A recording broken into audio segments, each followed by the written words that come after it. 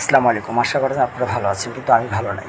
আমার এই ছোট্ট মিমিটা নাম চেঞ্জ করে রাখছি রাজরানী, কারণ আমার একটা আশা আছে সে যেহেতু মেয়েলি, তাহলে তাকে হচ্ছে যে রাজরানী নাম রাখবো, এবং তার ছেলের সন্তান হলে রাজকুমার রাখবো, তার মেয়ের সন্তান হলে রাজকুমারী রাখবো। যাই হোক, এই ধরনের একটা চিন্তা ভাবনা করে তার নামটা চেঞ্জ করি। আপনারা দেখেন আমার এই রাজরানী অনেকটা অসুস্থ হয়ে পড়ছে। আসলে আমি নিজেও বুঝতেছিলাম না এই অসুস্থতার কারণ কী। আমি লাইভ করতেছিলাম, লাইভ করার অবস্থায় হঠাৎ করে ও কিন্তু সবসময় ডাকে ম্যাও ম্যাও করে, চিকন কণ্ঠে ম্যাও ম্যাও করে ডাকে।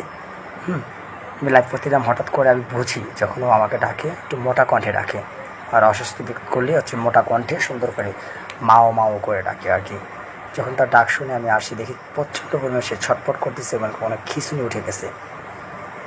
তখন তাকে নিয়ে হচ্ছে যে আমি খুব দ্রুত হচ্ছে যে আমি তখন বুঝতে পারছি তার অনেক গরম লাগছে। তখন তাকে আমি আদর করে সুন্দর করে ধরে নিয়ে হচ্ছে যে তার মা অর্থাৎ আমার ওয়াইফ তাকে গোসল করায় দেয়। গোসল করার পরে আমি গোসল করার পরও সে শান্ত হচ্ছে না। তারপর আমি লাইফ থেকে বের হয়ে যাই।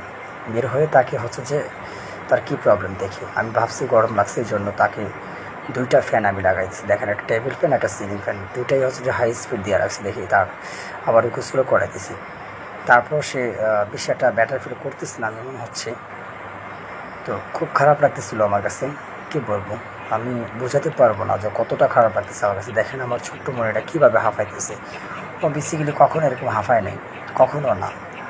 আমার মনে আছে একবার যখন ওকে নিয়ে আমি হচ্ছে বরিশালে ঘুরতে গেছিলাম, তখন সে প্রচণ্ড পরিমাণে গরমের সে এরকম হাঁফাইতেছিল। তখন আমি পাশের দোকান থেকে মিনারেল ওয়াটার ঠান্ডা পানি কিনে আমি নিজে হচ্ছে যে গাড়ি থেকে নেমে তাকে হচ্ছে যে আমি ঠান্ডা পানি কিনে হচ্ছে যে আমি হাতে করিয়া পানি খাওয়াইছি।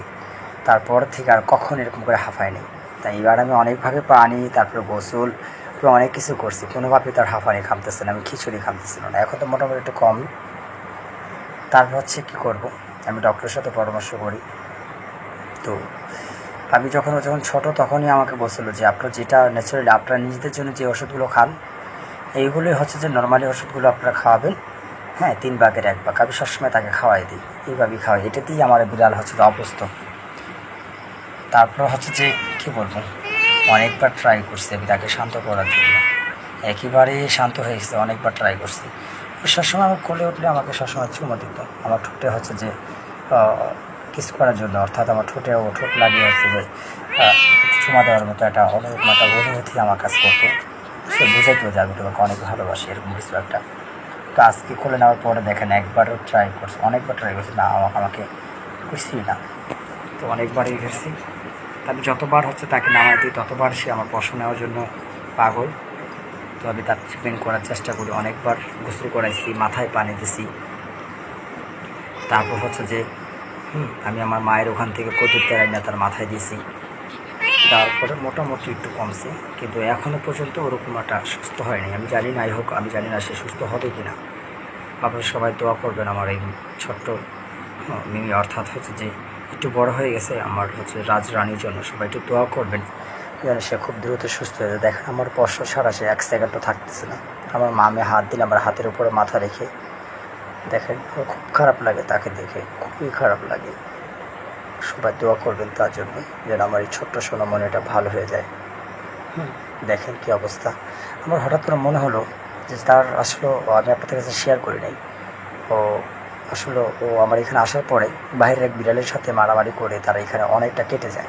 দেখেন অনেকটা হচ্ছে যে কেটে যাওয়ার পরে তার হাড় সহ বের হয়ে যায়। আমি অনেকবার ট্রিটমেন্ট করার পরে হচ্ছে তার এটা হচ্ছে যে ঠিক করছে। আমি যখন ডক্টরের সাথে পরামর্শ করছি, সব বলছে যে আপনারা যে ওষুধগুলো খাওয়ান সেগুলি স্বাভাবিক খাওয়াবেন। এখানে বার্নিং মলম আর হচ্ছে যে আপনার এক্সোজেল দিয়ে পরিষ্কার করে দিতাম সবসময়। তো তাকে আমি একটা ওষুধ খাওয়াইতাম, ডক্টর আমাকে বলছে অ্যান্টিবায়োটিক খাওয়াইতে হবে। তো যে অ্যান্টিবায়োটিকটা দিয়েছিল প্রতিটা পার পিস হচ্ছে যে 18 টাকা, ওটা ভেঙে 3 ভাগের 1 ভাগ আমি তাকে খাওয়াইছি। তো গতকালকে ওষুধ খাওয়াইনি, আজকে আমার মনে হচ্ছে তাকে ওষুধ খাওয়াইতে হবে। তারটা কোর্স হচ্ছে 7 দিন কি 5 দিন। আমি আজকে গিয়ে হচ্ছে যে ওষুধ আনিয়ে তাকে অর্ধেক খাওয়াইছি। অর্ধেক খাওয়ার পর থেকে কি এরকম হচ্ছে কি না আসলে আমি বুঝতেছি না। তারপর হচ্ছে যে তাকে আমি এখন একটা গ্যাস্ট্রিকের ওষুধ খাওয়াই দিই, আমাদের যেটা আমরা সবসময় খাই। এটা খাওয়ার পরে মোটামুটি একটু ব্যাটার ফিল করতেছে, বমিও করছে। কিন্তু বমি করার পরে আমি সবসময় ওকে হচ্ছে যে গ্যাস্ট্রিক ওষুধ খাওয়াই দিই, যেটা হচ্ছে র্যানিডিন, কম দামি যেটা আছে, এটা খাওয়াই দিলে আমার হচ্ছে যে রাজরানী মোটামুটি ব্যাটার ফিল করে। তো আপনাদের যদি কারো কোনো সাজেশন থাকে প্লিজ আমাকে একটু কমেন্ট করবেন। আমি এত রাত্রে কোথায় যাব আসলে আমি বুঝতেছি না। সবাই দোয়া করবেন যেন সে আগামী আশা করা যাচ্ছে যে যেহেতু ভোর হয়ে মানে অনেকটা রাত হয়ে গেছে, সুস্থ হয়ে যাবে আশা করা যায়। সবাই দোয়া করবেন। আর কারো কোনো সাজেশন থাকলে আমাকে প্লিজ দিবেন যে আসলে কোনটা করলে এটা তার এই প্রবলেমটা সলভ হবে। সবাই ভালো থাকবেন, সুস্থ থাকবেন। অনেকটা বড় করে ফেলছি ভিডিওটা, সবাই দোয়া করবেন।